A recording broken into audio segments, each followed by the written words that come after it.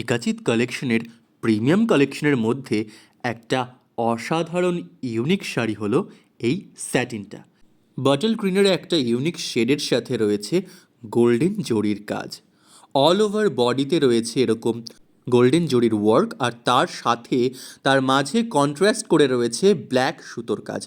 পাড়ের অসাধারণ ডিজাইনটা দেখো একবার, যেরকম গর্জিয়াস সেরকম সুন্দর।